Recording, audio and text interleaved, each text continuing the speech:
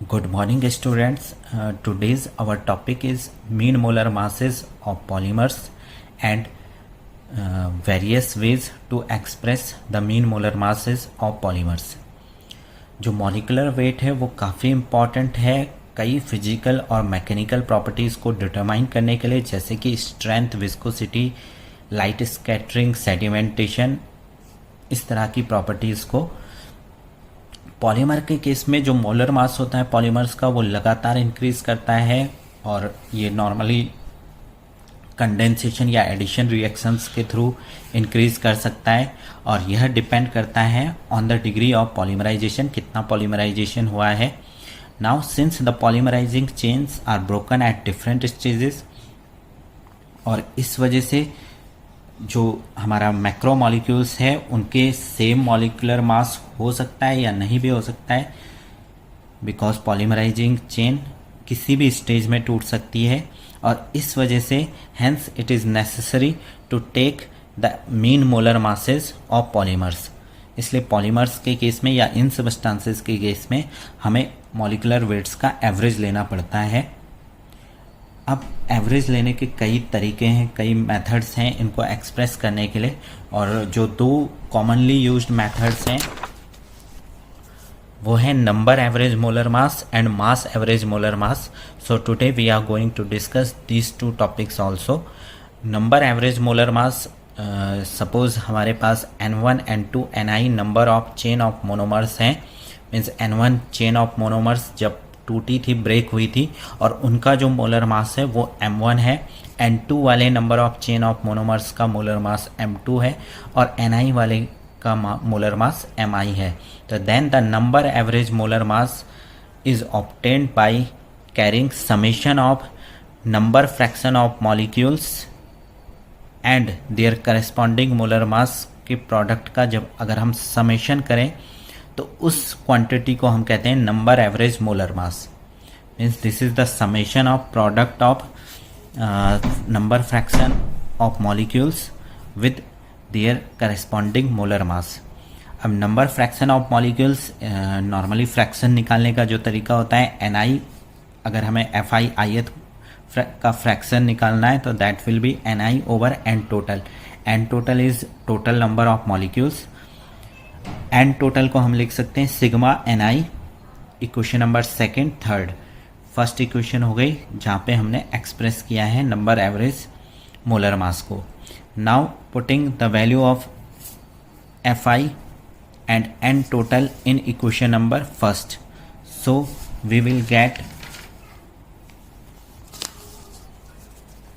in equation first Mn bar is equal to sigma I Ni over N total Mi. Now N total can be written as sigma Ni from equation number 3. So our number average molar mass is equal to summation of Ni Mi divided by summation of Ni। Equation number 4, this अगर हम इस summation को expand करें तो हम इसी number average molar मास को लिख सकते हैं Mn bar is equal to N1 M1 plus N2 M2 plus N3 M3 plus dash dash dash divided by N1 plus N2 plus N3 plus dash dash dash, means total number of molecules denominator में आ जाएंगे। So this was the number average molar mass of macromolecules. Now we will see the weight average or mass average molar mass of polymers. Now since various properties such as sedimentation, diffusion, light scattering, these properties not only depend on number of molecules but also on the size and weight of each polymer molecule. Therefore in this case it is essential, it is necessary to take mass average molar mass of these polymers. So now how to define mass average molar mass? Consider Ni number of molecules having molecular weight Mi and total weight group of Ni molecules BWI। Suppose Ni molecules का molecular weight Mi है और जो wait है ऐसे NI molecules का, that is small WI। तो जो मास average molar मास है जो हम डिफाइन करते हैं वो इस तरह से किया जाता है, summation of product of WI MI divided by summation of WI, that is equation number 6। Means जो वेट है एनआई मॉलिक्यूल्स का उसको मल्टीप्लाई कर देंगे हम उसके करस्पॉन्डिंग मॉलिकुलर मास के साथ और डिवाइड में आ जाएगा सभी मॉलिक्यूल्स का जो वेट है उन सब का समेशन। नाउ इसी को हम सिंप्लीफाई फॉर्म में लिखना चाहते हैं, जैसे हमने नंबर एवरेज को M1 के टर्म में एक्सप्रेस किया था या नंबर ऑफ मॉलिक्यूल्स के टर्म में एक्सप्रेस किया था। तो जो पेपर में आपके पास क्वेश्चन आएगा that is in the form of N1 MY। तो इसी फॉर्मूले को हम एक्सप्रेस करना चाहते हैं, उसको एक्सप्रेस कैसे किया जाएगा? We all know the weight of Na molecules, Na is Avogadro number, that is molecular weight. तो ith मॉलिक्यूल के लिए दैट विल बी Mi। तो वेट ऑफ वन मॉलिक्यूल्स, एक मॉलिक्यूल का जो वेट हो जाएगा that will be Mi divided by Na।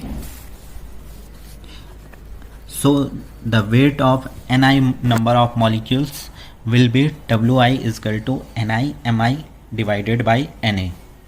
अब इस WA की वैल्यू इक्वेशन नंबर 7 से हम इक्वेशन 6 में जब पुट करेंगे that is WI is equal to Ni Mi Na, तो हमारे पास जो फॉर्मूला आएगा MW बार का दैट विल बी WI की वैल्यू हमने पुट की Ni Mi Na दोनों जगह, और जो Na है बिकॉज उसका समेशन से कोई भी लेना देना नहीं है, that is a constant quantity, वो एवोगैड्रो नंबर है, वो आ जाएगा समेशन के बाहर और both Na will cancel out each other.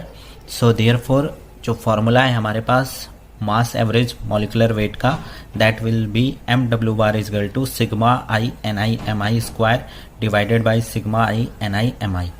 इसी को हम मैथमेटिकली अगर सिग्मा एक्सपेंड करेंगे तो MW bar is equal to N1 M1 square plus N2 M2 square plus N3 M3 square plus so on divided by N1 M1 plus N2 M2 plus N3 M3।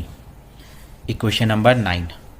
So these were the methods to express number average molar mass and mass average molar mass of polymers. So ये था आज का हमारा topic. Next lecture में हम पॉलीडिस्पर्सिटी index को explain करेंगे और समझेंगे पॉलीडिस्पर्सिटी क्या होती है, मोनोडिस्पर्स सैंपल क्या होता है। So we will discuss these topics in the next video lecture.